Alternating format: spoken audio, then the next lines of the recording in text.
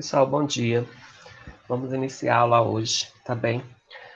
Continuando ainda na parte de biologia celular, analisando essa parte correlacionada à manutenção das atividades celulares, qual a importância da gente compreender que existe passos necessários para a manutenção da célula, né? Então, diante do que a gente viu, principalmente focando na questão da genética celular, então eu costumo dizer que o cerne, né, o centro de todos os processos que vão integrar a célula e a sua manutenção, a sua homeostasia, se dá a partir dos processos genéticos, porque os processos genéticos vão comandar os processos bioquímicos, os processos bioquímicos vão se integralizar, fazendo com que haja toda a manutenção a nível de célula, todas as funções celulares. Então, assim, a gente tem alguns pontos a discutir de como a célula mantém essa integridade celular, esse equilíbrio celular, principalmente fornecendo o que a gente considera como equilíbrio sobre a pressão ambiental ou uma proteção aos efeitos ambientais. Eu costumo dizer mais que seria um equilíbrio, por quê? Porque essa força ambiental ela é constante, né? Essa pressão ambiental é constante. A gente vai ver na próxima aula sobre adaptações celulares que existem vários efeitos ambientais que a gente considera como agentes.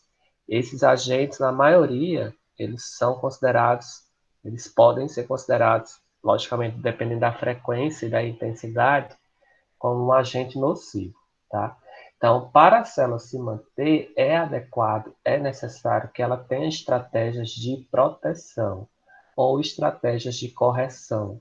Então, quando a gente analisa aqueles mecanismos de produção de RNA, por exemplo, existem vários mecanismos para corrigir, né, essa produção de RNA e principalmente para fazer com que a proteína seja formada numa conformação adequada, estruturalmente organizada e estruturalmente ativa. Então, esses mecanismos de reparo, né, eles acabam sendo mecanismos de proteção aos efeitos ambientais. Então, a gente viu, por exemplo, na produção de microRNAs, eles atuam aí como um sistema de reparo muito eficiente para corrigir os RNAs mensageiros que possam ter alguma formação errada.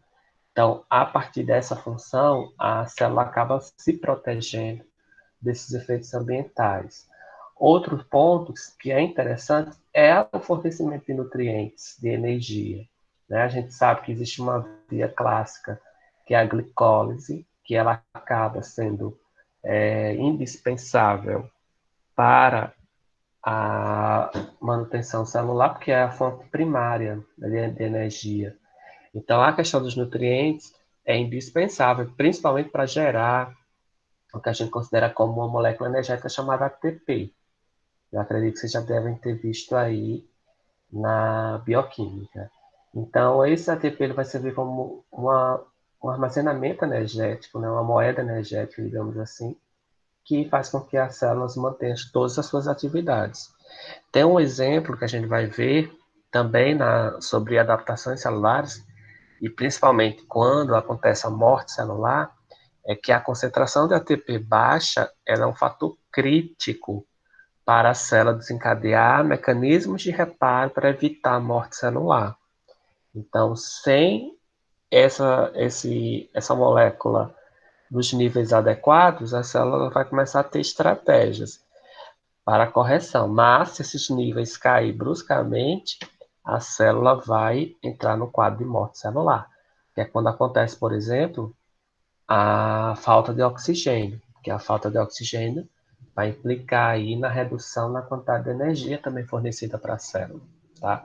Esse ponto B, ele está muito interligado com o E e com o F, que a aquisição de nutrientes ela vai se dar a partir da quebra de moléculas, que a gente chama de catabolismo molecular.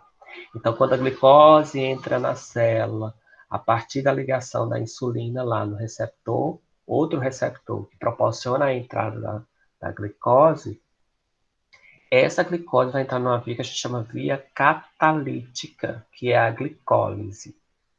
E aí acaba vendo a geração de energia a partir da formação do piruvato. O piruvato entra no ciclo de Krebs e os elétrons do ciclo de Krebs são transportados até a cadeia transportadora de elétrons, fazendo com que o oxigênio seja oxidado,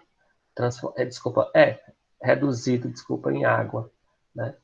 E seja o receptor final de elétrons. Então, toda essa maquinaria bioquímica, ela proporciona essa geração de energia de qual forma? Principalmente na forma de ATP. Mas a gente sabe que existem outras moléculas, como NADPH, FADH. Então, são também, a gente não considera como uma molécula energética, mas ela serve como transportador para quando chegar na cadeia de transporte de elétrons, transformar em ATP, né, pela questão da liberação de elétrons.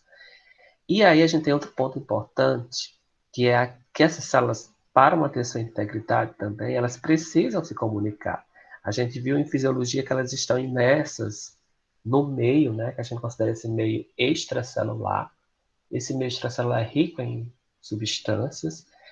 Para haver a manutenção, a célula, ao mesmo tempo, precisa que haja o transporte de substâncias para dentro dela, que seria o movimento de substâncias para dentro. E esse movimento se dá também entre as células do próprio tecido. Por exemplo, quando a gente analisa as células de defesa, que a gente está vendo aí nesse GIF de baixo, a gente está vendo que as células de defesa elas têm movimentos, e esses movimentos são bem orquestrados, principalmente para destruir os patógenos, né? E também essa comunicação celular, ela se dá por aquelas especializações da membrana, que foi discutida também em fisiologia, por exemplo, as comunicações gap, né? Os desmossomos. Então, são especializações que permitem a interação célula-célula e também permite que essa célula tenha maior adesão ao tecido. E uma coisa muito importante na patologia é que uma célula entrando numa via apoptótica, ela necessita expressar uma comunicação. Essa comunicação a gente vai ver se dá por uma sinalização que vai aparecer, vai surgir na superfície da membrana. Então, sinalizando que essa célula está entrando em apoptose. E que, por exemplo, ou necrose. E que, por exemplo, essa sinalização ela permite que as células de defesa reconheçam e ajude no processo de eliminação, mais especificamente na necrose. Na apoptose, a gente vai ver que ela se autodestrói de forma muito rápida, tá? E uma coisa importante que a gente vai ver na aula de hoje é que algumas organelas celulares, elas precisam ser renovadas, assim como algumas moléculas também, principalmente proteínas. Então, essas proteínas necessitam de uma reciclagem quando elas estão com o tempo de vida, digamos assim, ultrapassado, da mesma forma que algumas organelas. Então, elas vão passar por um processo de renovação a partir de um processo ainda maior chamado de autofagia. Então, gente, à medida que eu for explicando, quem tiver alguma dúvida pode falar o fone, que aí a gente vai bem proporcional às dúvidas de vocês, tá? E aí, passando rapidamente, só para a gente lembrar a estrutura de uma célula, eu falei sobre reciclagem de organelas, né? Então, a gente está vendo que a célula eucariótica, ela tem uma composição muito particular, diferentemente da procariótica. A gente está vendo que tem a presença do núcleo individualizado e a gente tem as organelas constituídas aí por membranas. Então, a gente chama geralmente organelas membranosas. E aí eu queria que vocês dessem um ênfase, né, na observação aí de organelas que a gente vai trabalhar mais em cima delas dentro da patologia, que vai ser a mitocôndria, né? E também a gente vai analisar esse material genético sendo produzido, formado no núcleo e sendo encaminhado para o meio extracelular, desculpa, o meio intracelular que a gente chama de citoplasma, tá? E eu queria que vocês também dessem uma olhada, que é um dos pontos da aula de hoje, na estrutura da membrana. tá? E aí a pergunta surge, né? Como a gente pode ver essa célula de uma forma mais organizada, numa constituição que possa ser vista de uma forma transversal. A gente está vendo aí que existe uma organização estrutural dentro da célula, que é muito importante, principalmente quando é produzido informação genética para o processo de tradução, ou seja, produção de RNA mensageiro. Então, a gente viu lá no esquema relacionado com a regulação por microRNAs, né, que esse RNA mensageiro ele sai do núcleo. Por onde é que ele sai? Ele vai sair por esses poros nucleares. Observem bem que o núcleo tem uma membrana que é riquíssima em poros.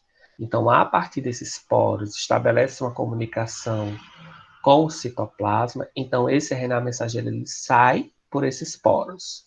E a gente viu que existe um mecanismo regulatório para a saída desses RNAs, sejam eles mensageiros ou sejam eles microRNAs. Quando a gente viu o microRNA, ele precisa passar por um processo de maturação, né? Até ser formado um pré-RNA mensageiro, desculpa, microRNA, que sai do núcleo e começa a sofrer outro processo para se tornar um microRNA efetivo. Da mesma forma, o RNA mensageiro precisa também de um aparato para poder sair do núcleo, tá? Então, é só relembrando esse processo. E vejam que, em seguida, a gente já tem uma organela, que é o retículo endoplasmático rugoso, que ele é rico em ribossomos, e a gente viu que ribossomo atua em qual processo? Atua no processo de tradução, né? Então, ele vai se encaixar lá naquela região promotora do gene, lembram? Então, essa região promotora, ela serve para receber esse ribossomo. A gente vai ver que tem ribossomos soltos também no citoplasma, ou também presos aí ao retículo, que aí acaba sendo denominado retículo endoplasmático do tipo rugoso. Esses ribossomos, se a gente pegar a via de tradução, eles vão se encaixar na região promotora do gene e aí começar o processo de leitura. O que é que eles vão ler? Né? Então, vou só voltar ao slide aqui para a gente entender como acontece esse processo rapidinho. Então, eles vão ler aqueles códons, está aqui, ó. Então, a gente está vendo que existe um sítio para iniciar o processo de transcrição, né? E aí de parada, né? E também os que é o para haver o desprendimento da RNA polimerase. Então, da mesma forma, aqui a gente está vendo o processo de transcrição, né? Que é quando do DNA é formado RNA. No processo de tradução, só voltar aqui para ficar mais claro. Ó, a gente está vendo que no próprio gene, para a formação do RNA, também precisa ser formado um pré-RNA mensageiro, que a gente discutiu na aula anterior. E pegando o RNA mensageiro, ele vai ter uma região ativa, promotora, para haver o encaixe. A gente chama de sítio de ligação do ribossomo, né? E, consequentemente, fazer a leitura. O que é que o ribossomo vai ler? Ele vai ler essas trincas, né? Então, cada trinca dessa a gente chama de quê? De códon, né? E cada códon vai ser codificado no aminoácido correspondente. Então, nesse processo é formado o que a gente chama de proteínas. Então, visualizando a localização aqui das organelas, a gente percebe bem que existe uma organização em que esses ribossomos vão estar muito próximos ao núcleo para agilizar esse processo de tradução. Consequentemente, a gente vai ter também que quando essas proteínas elas vão ser formadas aqui, nessa região mais próxima do núcleo, mas elas vão seguir diferentes caminhos. Esses caminhos vão depender da necessidade celular. Então, a célula vai direcionar a proteína para a membrana, vai direcionar a proteína para ajudar na conformação de organelas já existentes, que a gente sabe que essas organelas são formadas da mesma constituição bioquímica da membrana, são formadas por lipídios e proteínas, então essas proteínas elas precisam ser renovadas também nas organelas. Então, endereçamento dessas proteínas vai depender da necessidade celular. Então, a gente está vendo aí, por exemplo, que do retículo endoplasmático liso para o complexo de Golgi existe uma produção que a gente chama de produção vesicular ou produção de vesícula. Então, a partir do momento em que proteínas são sintetizadas tanto no citoplasma como no retículo endoplasmático rugoso, elas precisam ser endereçadas. E elas não podem ficar soltas assim. Essa organização necessita que seja orquestrada de forma eficiente e também que essas proteínas sejam embaladas de uma forma eficiente também. Essas proteínas, para serem destinadas ao local delas, elas precisam estar dentro do que a gente chama de vesícula, elas precisam estar protegidas. Então, à medida que elas são sintetizadas aí, elas são direcionadas a partir de vesículas, que essas vesículas são produzidas principalmente lá no retículo endoplasmático liso, e são direcionadas para o seu local de destino. Pode ser para o complexo de Golgi e pode ser também para a periferia da célula, tá? Para a membrana celular.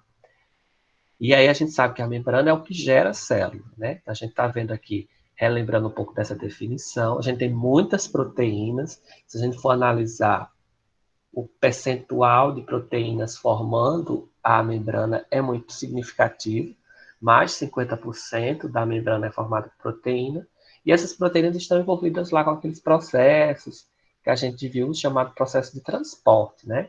Que vai gerar os potenciais de ação ou os potenciais de repouso para poder os sistemas ficarem ativos, digamos assim, em termos de processos biológicos. Então, essas proteínas que são sintetizadas lá perto do núcleo, na região do retículo endoplasmático rugoso, elas são encaminhadas, dependendo da necessidade energética, da necessidade celular, direcionadas, por exemplo, para a camada da membrana celular. Para quê? Para constituir esses canais, ou para constituir todas as proteínas de forma geral que vão participar da formação da membrana, sejam elas periféricas ou integrais. Então, existe um endereçamento, né, uma via, né, de exportação de proteínas, principalmente para a membrana. Mas, lembrando que essas proteínas elas podem ser direcionadas para qualquer lugar em que a célula esteja necessitando. Aí é importante a gente ver, por exemplo, se a proteína foi sintetizada aqui próxima ao núcleo, e se ela está com uma malconformação, e se ela for só for produzindo assim de forma demasiada, né, forma exagerada, antes desse acúmulo existe um sistema de reparo. A gente vai ver como é que funciona. Para poder o quê? Essa proteína está com a conformação toda ok para ser direcionada. E aí, nesse caso, quando não é corrigido esse erro, que essa proteína começa a se acumular, ela vai provocar o que a gente chama de estresse. Aonde? No retículo endoplasmático, que é justamente o local que é responsável pela síntese de proteína e é o local onde essas proteínas se depositam com maior frequência, quando elas estão mal dobradas e não estão sendo direcionadas corretamente, tá? A gente vai ver isso bem. Então, vejam, passando aqui a constituição da membrana, né? A gente tem principalmente lipídios, que esses lipídios eles podem estar agregados a outras substâncias, e aí recebem nomes específicos de acordo com essas substâncias, né? Então, se está ligado com o carboidrato, vai ser um glicolipídio, se está ligado com uma proteína, vai ser uma proteína lipídica, a gente chama de fosfoproteína, dependendo do tipo, né? Mas geralmente é mais vinculada com grupos de carboidratos e também ligadas a alguns tipos de aminoácidos específicos, né? Não formando proteína, mas alguns tipos de cadeias de aminoácidos. E aí a gente vê também que além dos lipídios existem as proteínas que podem ser integrais, periféricas ou desculpa, gente, podem ser integrais ou periféricas, né? Esses tipos de proteínas. E tem o colesterol, que é essa, só para ilustrar aí na imagem, é o que está no meio da camada fosfolipídica que dá maior resistência. E aí, lembrando, né, a posição dessas proteínas, eu estou passando de forma mais rápida, por quê? Porque são proteínas, são um conteúdo que a gente já viu na fisiologia sobre aquela parte de transportes, tá?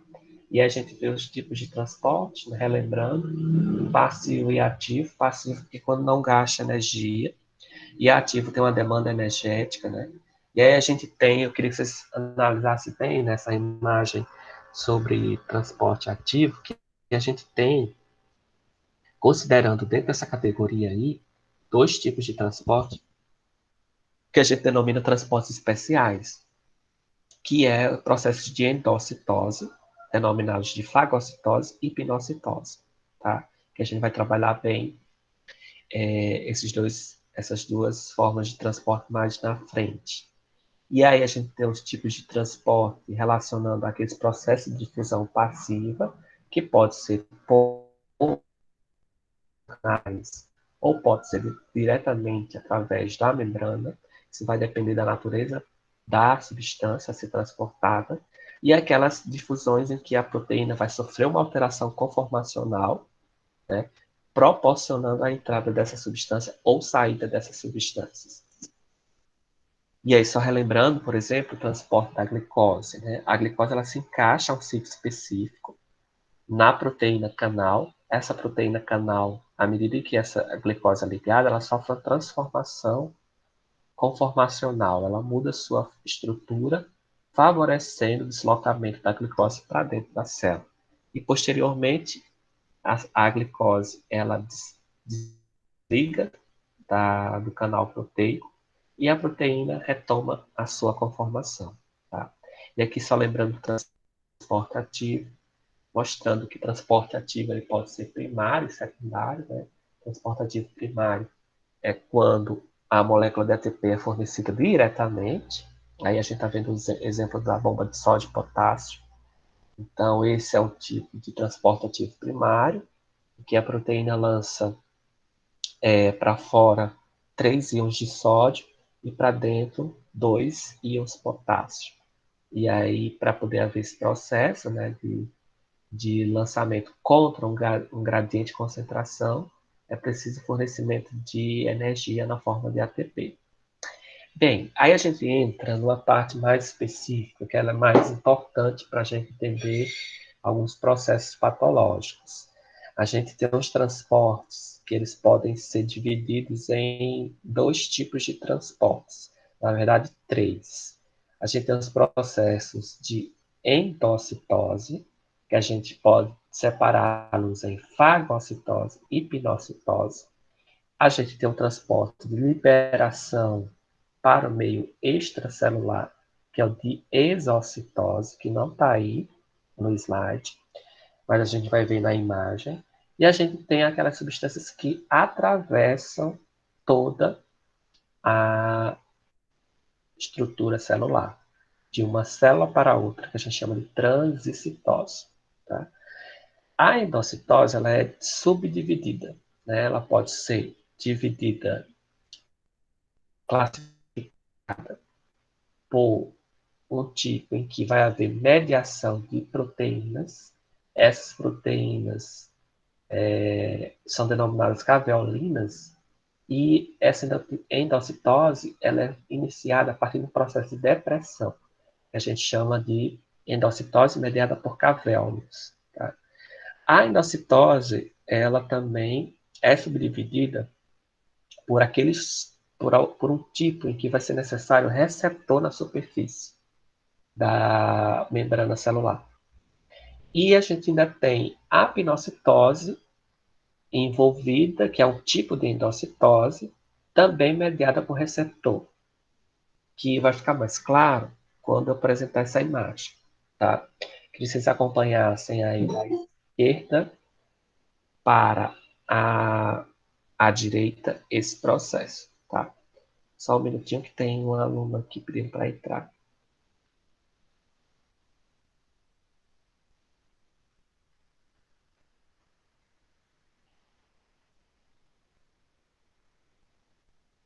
Então, vamos ver esse exemplo, essa imagem, da esquerda para a direita, tá bom? Então, acompanhando aí, no processo de esquerda para a direita, o primeiro, que é um tipo de transporte também, a gente vai ver os tipos de transporte na membrana. Esses dois primeiros são transportes considerados não especiais.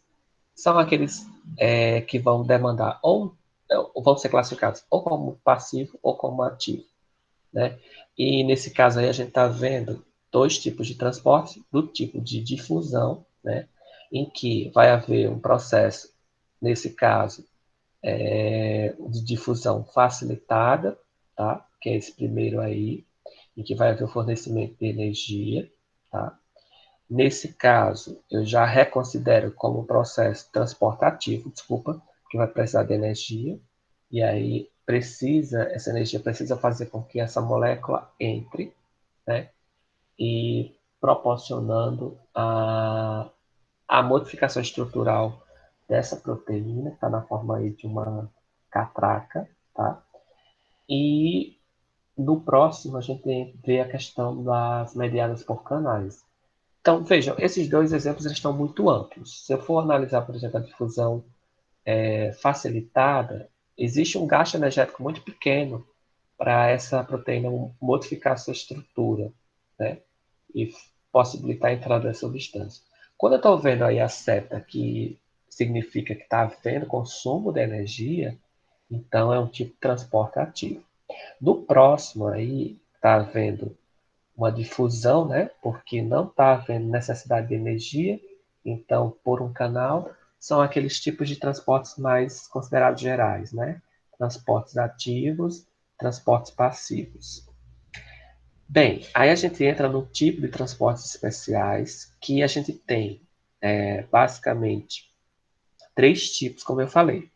A endocitose, que a gente está vendo aí os primeiros esquemas, a gente tem como tipo de endocitose pinocitose, que é um tipo de endocitose, e a fagocitose, que é um tipo de endocitose também. Só que a gente está vendo uma distinção, né? Que ele está mostrando endocitose mediadas por receptores, né? E também mediadas por cavéolas. A fagocitose está separada ali, que é outro processo, mas é um tipo de endocitose, que está entrando substâncias para a célula. Todo processo de entrada de substâncias para a célula, mediado pela membrana como um todo, a gente chama de endocitose. O que é liberado para fora da célula, a gente chama de exocitose. E o que vai atravessar toda a célula, sem deixar nenhuma substância na célula, transicionar pela célula, a gente chama de transicitose. Tá? Então vamos começar pela endocitose. A gente tem um tipo mediado por cavéolas, que é quando a própria membrana ela sofre um processo de depressão, né, mediado pelo quê? Por proteínas chamadas caveolinas. Essas proteínas, elas ficam na periferia da membrana e induzem a depressão dela, né? Para quê? Para poder as substâncias que forem entrar serem envolvidas por essa depressão, formando o que a gente chama de vesícula. E aí, o destino dessas substâncias vai depender da necessidade celular. Pode ser que essas substâncias que estejam entrando sejam proteínas, pode. E aí vai ser direcionadas para onde para onde a célula desejar. Mas digamos que essas substâncias sejam substâncias nutritivas de outra natureza, como aminoácidos soltos ou como carboidratos. E aí, dependendo da necessidade da célula, pode ser uma fonte energética, né? Eu sempre me refiro que a célula vai pegar essa substância ou como fonte energética ou como fonte estrutural, tá? Essa é a mediada por cavéolas, tá? A partir da presença de caveolina. E aí, de onde vem essa caveolina? São proteínas que são sintetizadas a partir daquele processo de tradução. Elas podem chegar até a membrana a partir de vesículas, que ele não está mostrando aí, mas pode, ou pode ser direcionadas diretamente. Então, a proteína é feita lá na região do retículo endoplasmático rugoso e direcionadas para essa superfície celular. Lembrando que todo o transporte de proteína, a maioria, né, é a partir de vesícula. Tá? Por quê? Porque protege a proteína formada lá contra a atividade de substâncias que estejam de diferentes tipos de pHs, né, que estejam na célula. E o pH acaba interferindo na integridade da proteína. Esse é um dos tipos de transportes especiais. Outro tipo de endocitose, mediadas por receptores, vai ter a participação também de proteínas, mas essas proteínas vão estar na superfície externa da membrana, formando alças aí. Então, essas proteínas se ligam com outras substâncias, né, e facilitando esse processo de transporte. Vejam, a gente tem aí dois receptores, estão diferentes das mediadas por receptores. O que acontece? Essas proteínas, essas substâncias, desculpa, que se ligam a esses receptores externos, elas podem servir só como sinal para a célula mudar alguma informação, gerar alguma informação, ou pode fazer com que ela entre mais ligada a esses receptores. Então, a gente tem os receptores e aquelas mediadas por receptores, tá? Para ficar mais clara a distinção. Pode ser que substâncias não entrem, mas se liguem. Então, a gente tem os receptores servindo para ligar aí a essas substâncias. Exemplo, insulina. Quando a insulina vem, se liga a esses receptores. Agora, aquelas substâncias que precisam entrar na célula, elas também podem ser mediadas por receptores. Então, elas vão se ligar primeiro aos receptores de superfície, vai haver a formação de uma depressão. Essa depressão é também ocasionada por presença de proteínas na periferia da membrana, que são esses tracinhos aí em lilás, né? E aí, posteriormente, todo o conteúdo que foi ligado aos receptores é envolvido por essa membrana gerada a partir da membrana celular, que vai formar uma vesícula. E essas proteínas que iniciaram esse processo de depressão vão ficar na superfície dessa vesícula. E aí a gente chama vesícula revestida. Essa vesícula ela vai passar a ser o que a gente chama de endossomo. Esse endossomo vem do prefixo, vem da palavra endocitose, né? Significa dentro. E aí a gente está vendo que essas substâncias aí, elas vão ficar dentro do endossomo. Aí o que acontece nesse endossomo inicial? Alguns receptores, eles são reciclados. Então, alguns receptores vão deixar essa vesícula, aliás, esse endossomo, e vão ser direcionados para voltar para a superfície da célula, tá? Agora, interessante é que esses que são direcionados para fora da célula, eles também levam consigo produtos do processo de degradação que vai acontecer no endossomo tardio, tá? O endossomo inicial é quando a gente considera que essas substâncias aí estão dentro, ligadas aos receptores, ainda não sofreram digestão. O endossomo tardio é quando essa vesícula deve obrigatoriamente se fusionar com lisossomos para acontecer o processo de digestão, formando o quê? Uma vesícula de fusão entre o endossomo tardio com o lisossomo. Tudo que não presta nesse processo, tudo que foi resultado desse processo de digestão e que não presta para a célula, é encaminhado para ser liberado na forma de exocitose, tá? A gente está vendo uma conexão entre o lisossomo com outro processo que é a fagocitose. Mas pegando aí o exemplo do endossomo tardio, depois que ele se fusiona com o lisossomo, o que tiver dentro dessa vesícula fusionada, essa vesícula vai aproveitar aquilo que é bom para a célula e o que não é bom, ela pega essa via de exocitose, que é a liberação do material residual não digerido, tá? Ou que não serve para a célula. E aí, conectando a esse processo, a gente pode ter a fagocitose. Então, esse processo aí, ele acontece mediado por receptores. Qual é a ponte que liga a endocitose mediada por receptores com a fagocitose? É só a liberação, a conexão do lisossomo, na verdade. Lisossomos estão presentes na célula com a ação de digestão enzimática, né? Que pode se ligar àquele transporte mediado por receptores ou pode se ligar a um processo de destruição de fagócitos, de micróbios, tá?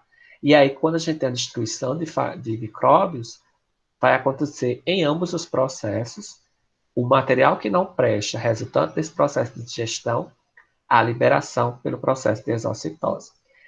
Na fagocitose é englobado uma substância grande. Geralmente esse processo é utilizado para destruição de células invasoras, né, de organismos invasores.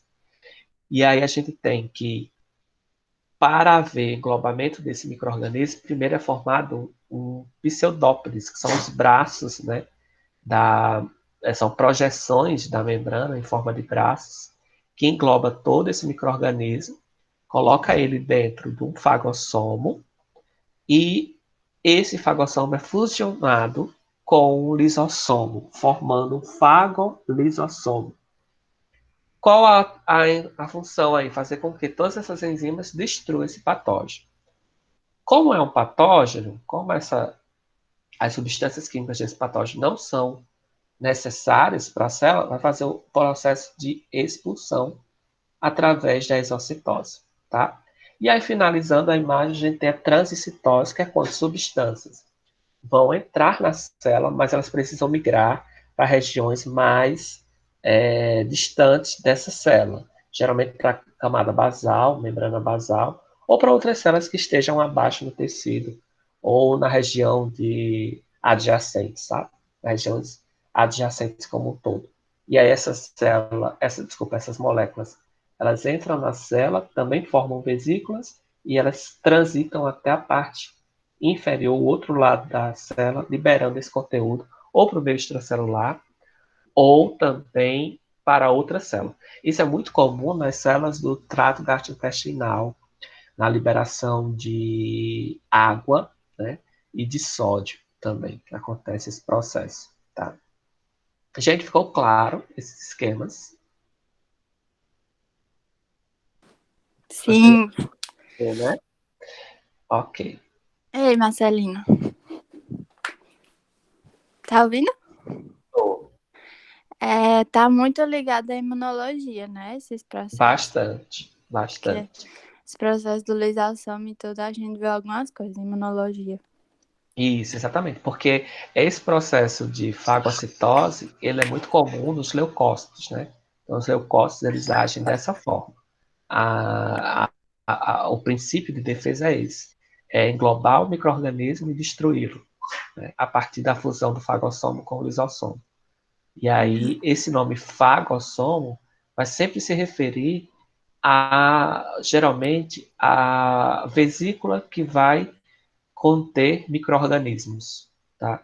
Principalmente bactérias, mas pode acontecer também com fungos, né? Com vírus, não. Isso não acontece com vírus. Mas com fungos e protozoários também pode acontecer. Mais alguma dúvida? Não, não. Ok. Então vamos prosseguir nesse tipo de transporte que a gente vai ver a funcionabilidade. A gente viu isso aqui acontecendo, esses transportes acontecendo. Qual a hora, qual o momento em que acontecem esses processos de transportes especiais na membrana? A todo tempo. Vai depender do que é que está entrando na célula, a necessidade da célula, se é patógeno, se não é patógeno. Então, isso acontece ao mesmo tempo, e é a dinâmica da célula. Esses processos, eles regem a manutenção celular. Então, sem eles, a célula não entraria em homeostase, não estaria ativa, né? Então, existe um processo que eu falei lá no início da aula, que é manter Marcelino, e reciclar algumas organelas. Oi. Então, assim, não tem uma ordem específica. Tudo Não, acontece ao não. mesmo tempo, é? Isso pode acontecer ao mesmo tempo, pode acontecer só um processo naquele momento e demais em outro momento. Não existe uma ordem, né? Tá certo. Tá? Então vamos ver esse outro processo que ele também faz parte da formação de um fagossomo. Agora vejam, gente, aqui eu estou mostrando a formação do fagossomo a partir do englobamento de algo externo, que é o micróbio, tá? De algo externo que é o micróbio. Gente, só um minutinho, meu cachorro tá.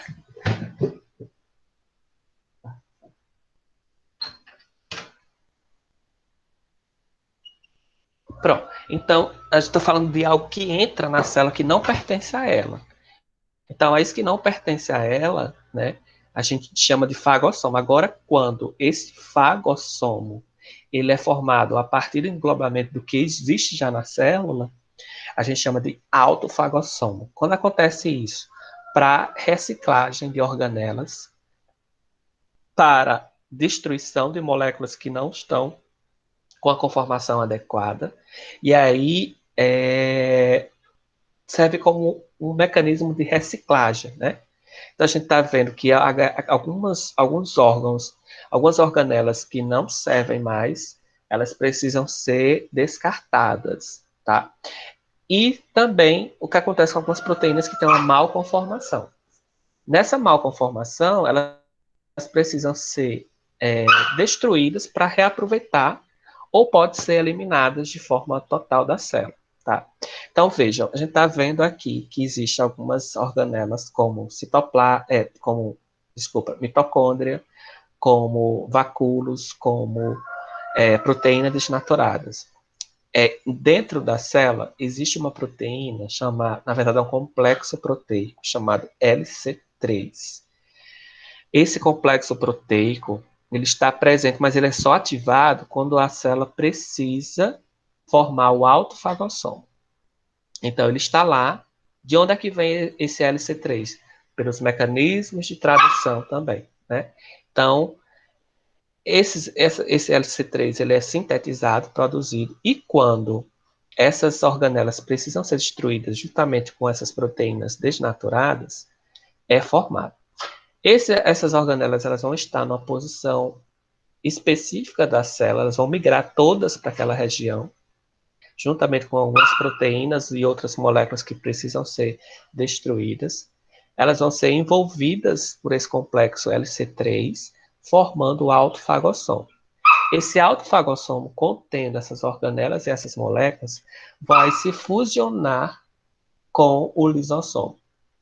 Fusionando com o lisossomo despeja todo o material enzimático, destruindo, corroendo todas essas organelas, todas essas proteínas.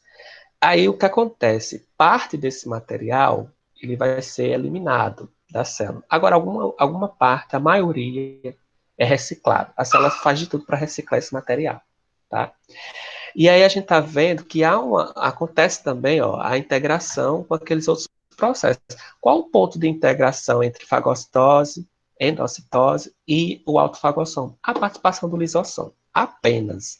Mas são processos independentes, né?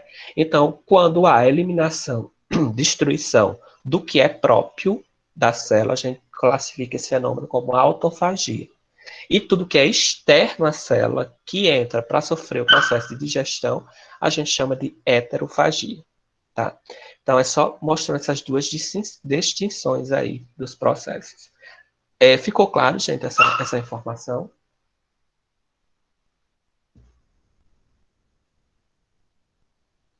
Alguma dúvida? Não, não.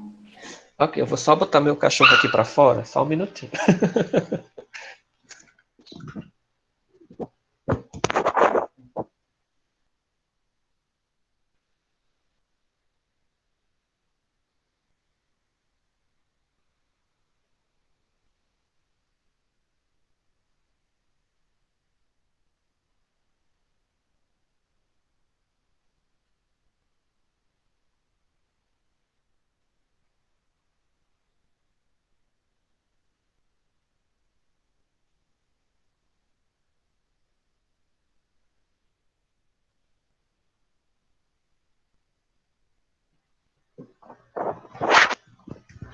Pronto, pessoal. Então, vamos passar agora para um processo que eu quero que vocês também dêem muita ênfase a ele, que é os processos que vai culminar em todos os tipos de alterações morfológicas na célula, e que também pode culminar na morte celular. É um processo chamado de degradação proteossômica e acúmulo de proteínas mal dobradas. A gente vai ver o processo normal de correção, inicialmente, certo? De correção de quê? De proteínas mal dobradas. Então, esse é um processo que a gente chama de sistema de reparo da célula, para entender a sua funcionalidade e, ao mesmo tempo, quando acontece qualquer tipo de problema, aí, o que acontece com essa proteína que foi mal dobrada, né? Só relembrando, essas proteínas mal dobradas, elas surgem lá naquela etapa do processo de tradução, né? Então, elas são traduzidas lá, o RNA mensageiro vai se conectar ao ribossomo, ele vai fazer a leitura e vai produzir a proteína. Essas proteínas, além de ter anteriormente esse processo, porque o próprio ribossomo ele lê direitinho, ele faz também um sistema de leitura, de correção da leitura, mas mesmo assim, depois que a proteína é produzida, existe outro sistema de reparo. Qual é esse sistema de reparo? É aquele que vai dar a forma ideal para a proteína, deixar ela na forma que a gente chama formativa. São Marcelinho, as... bom dia. Bom Ei, dia. toda proteína que existe no nosso organismo passa por esse processo, né? Não existe nenhuma exceção. Não, elas têm que ter uma conformação adequada. Sempre as que forem formadas é pelo aquele processo de transcrição, tradução, é? Sim, sempre, sempre, sempre. Obrigada. De nada. E aí essas chaperonas, elas vão servir para dar uma forma adequada à proteína após o processo de tradução. Então, a proteína foi traduzida, imediatamente outras proteínas vão aderir a ela, que são chamadas chaperonas, e vão deixar ela numa conformação ideal, certo? Que a gente chama de proteína dobrada. Mas a gente sabe que existem vários fatores externos que estão interferindo diretamente sobre nós, sobre as células humanas. Quais são esses fatores? Radiação, calor, aqueles famosos, agora esqueci o nome, radicais livres, né? Então, esses radicais livres são derivados do metabolismo do oxigênio, que a gente chama de espécies reativas de oxigênio, que são causados pelo avanço também da idade, naturalmente, né? Então, o oxigênio, à medida que ele é essencial, ele também pode ser prejudicial, porque ele vai gerando radicais livres. Mas a gente tem sistemas de reparo também para combater esses radicais livres que a gente vai ver também nas aulas de patologia.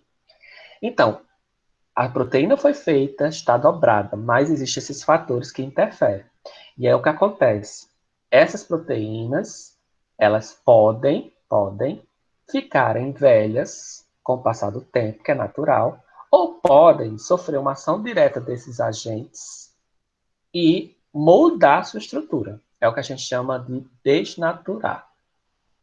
Quando a proteína está desnaturada, seja pela ação desses agentes ou pela idade mesmo dela, ela precisa ser direcionada à reciclagem, digamos assim. Então, vão ter proteínas que vão se ligar a essa proteína mal formada, que a gente chama de ligases. Essas ligases, quando estão ligadas às proteínas mal dobradas, elas recrutam outras proteínas do tipo ubiquitinas, que vão se direcionar para a região periférica da proteína, formando uma cadeia. A partir do momento que essas ubiquitinas se ligam a essa proteína mal dobrada, ela vai ser imediatamente encaminhada para um conjunto proteico, um complexo proteico chamado proteossomo. Qual a função desse proteossomo? Picar, cortar essa proteína que está com a malconformação. Desse proteossomo, vai sair os fragmentos. O que acontece com esses fragmentos? A maioria é reaproveitada pela célula para formar uma proteína com a conformação adequada, passar por todo esse processo novamente. Tá? Vejam, isso aqui é o que acontece como sistema de reparo. A gente vai ver o que acontece quando essas proteínas, por algum motivo, elas se acumulam? Quais os motivos que podem levar ao excesso de proteínas mal dobradas? A gente tem alterações metabólicas. Essas alterações metabólicas elas podem ser algo pontual, por exemplo, você ingeriu bebida, vai ter uma alteração pontual ali. Mas, lógico, para poder ter um efeito significativo, vai depender da intensidade. Então, tabagismo, alcoolismo, diabetes, hipertensão. Então, são doenças, as doenças crônicas também, geram alterações metabólicas, tá? Mutações genéticas, que são formadas principalmente em decorrência da radiação, e infecções virais, que é um tipo de processo também que pode levar ao excesso de proteínas mal dobradas. Então, essas proteínas mal dobradas, que não estão sendo direcionadas, né, para, para o proteossoma, por que elas não estão sendo direcionadas? Porque a célula está reconhecendo ela como normal. Ela está dentro da célula e também é uma estratégia de defesa da própria célula, digamos assim. Porque o próprio excesso de proteínas mal dobradas vai fazer com que haja uma ativação na correção da estrutura dessas proteínas. Especificamente, vai ativar uma resposta que seria o estresse do retículo, tá? Lembra que eu falei que no início da aula que é o retículo responsável pela síntese proteica? Então, esse excesso de proteína naquela região gera um estresse no retículo. O que acontece com esse estresse? Geralmente a célula é encaminhada para a autodestruição, que a gente chama de apoptose. Tá? Com base em quê?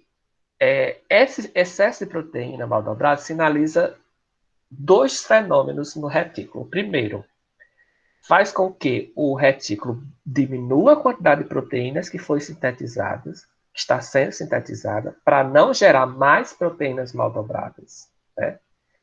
E outra questão, aumenta o nível de síntese de proteína do tipo chaperona. Então, pode acontecer esses dois processos. Geralmente acontece os dois processos. Por quê? Porque aumentando a quantidade de chaperonas, significa que essas proteínas irão atuar auxiliando na conformação, tentando manter, ajudando na conformação normal das proteínas mal dobradas. Tá? Então, a gente tem aí uma via que é uma via que também de resposta celular, né? E levando aí que às vezes leva à morte celular, mas essa morte celular ela acaba não sendo, veja o que eu vou dizer, prejudicial a certo ponto. Por quê? Porque é um sistema de defesa. É melhor perder algumas células do que perder o tecido todo, né? Então, o que acontece de ruim é quando essa apoptose ela está acontecendo constantemente, né? Direto, com uma frequência alta, que não pode acontecer, que não é viável biologicamente falando. A apoptose acontece todo o tempo, que é uma estratégia de defesa da célula para não prejudicar o tecido. Ok? Ficou claro esse esquema? Marcelina, Oi. o câncer pode ser um excesso de Isso. proteínas mal dobradas? Pode sim. A gente vai ver que a maioria das neoplasias do tipo maligna, elas têm acúmulo de proteínas mal dobradas. E aí geram apoptose, né? E algumas não, a gente vai ver que essa é uma via de morte celular. Mas às vezes o que acontece? O excesso de proteínas mal dobradas vai afetar outro fator, que é o crescimento excessivo, gerando os tumores. Né? Uhum. E aí é uma via direta Marcelina, das neoplasias. aí Ou quando é benigno, também pode ser proteína. também são. A diferença é que, geralmente, do maligno para o benigno, é que o tipo de resposta celular está sendo adequada, digamos assim. Quando é maligno, é porque já está havendo acúmulo, já tem uma quantidade muito significativa de proteína que está interferindo na manutenção da célula. Então, o benigno é porque não interfere ainda na manutenção do tecido, certo? Na manutenção da célula, que vai repercutir na manutenção do tecido. Quando acumula e prejudica o funcionamento celular, a manutenção celular, que vai interferir na manutenção do tecido, aí sim é algo ruim, tá? Tá bom. Obrigada. De nada, mais dúvidas? Olha, gente, a gente entra na situação problema que eu queria que vocês dessem ênfase à questão do microRNAs, tá? Então, eu queria que vocês analisassem bem aquele esqueminha dos microRNAs, que é o sistema de reparo lá que o microRNA faz, né?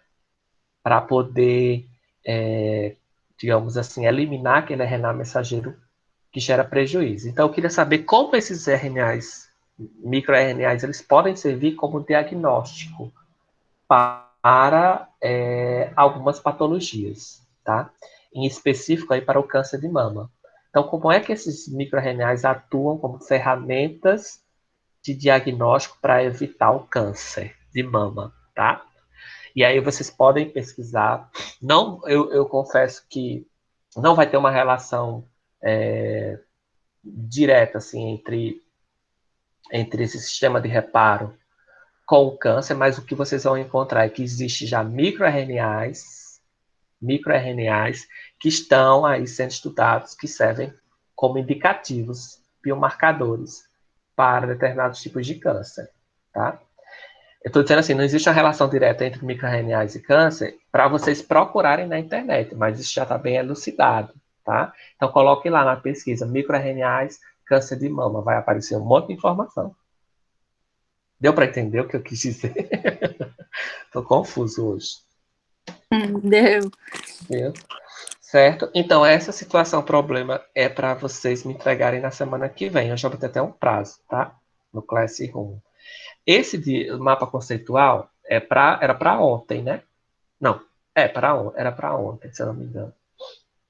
E aí, o que é que eu vou fazer? Eu vou corrigir eles hoje. Na verdade, eu estou fazendo assim: eu dou uma olhada, e aí eu boto as observações que vocês devem fazer, devolvo, né? Para depois vocês me reenviarem, tá certo? Tá Ok, gente? certo. Ei, Marcelino, essas Oi. suas atividades, no futuro, pode haver alguma pontuação, tipo, quando a gente voltar? Então, era isso que é o próximo ponto que eu vou falar com vocês. Essa atividade, a gente recebe, não sei se, acho que vocês já ficaram sabendo aí, o MEC lançou uma portaria, né, essa semana, dizendo que todas as aulas elas devem ser remotas até o fim do ano, até dezembro, né? Com certeza, a partir dessa portaria, a URCA vai dar um posicionamento em relação ao calendário, como é que vai ficar, e principalmente questão da avaliação, né? As avaliações vão ser online. Então, essas atividades, com certeza, elas vão servir aí para pontuar, tá bom? Marcelino, mas você acha que, tipo, a URCA vai acatar mesmo, ficar até dezembro, só com aula remota? É uma lei, é uma portaria, então a gente Meu tem que pai obedecer. do céu.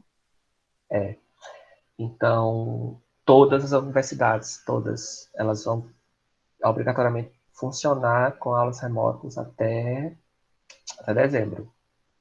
Agora tem uma possibilidade, por exemplo, a universidade ela não quer adotar aula remota, então ela pode, nesse período, próximo ano, repor, ela deve repor de forma as horas, né? Que aí é um problema seríssimo, porque atrasa tudo, né? Mas eu acho que no caso dos cursos da saúde seria mais viável, não, Marcelinho? Não, aí tem também como é que chama? Eu esqueci o nomezinho.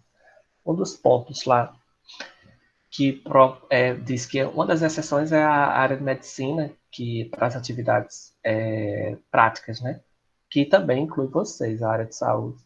A parte prática de disciplinas, como estágio, por exemplo, aí tem que esperar. Tem que esperar para poder a retomada, para poder fazer, né? Tem como fazer estágio online. Né? Mas aí a universidade vai se posicionar. A gente está só aguardando, tá bom? Tá bom. Tá, gente. Então, eu fico esperando então essa situação problema. Mas aí façam as atividades que com certeza elas vão ter pontuação, certo?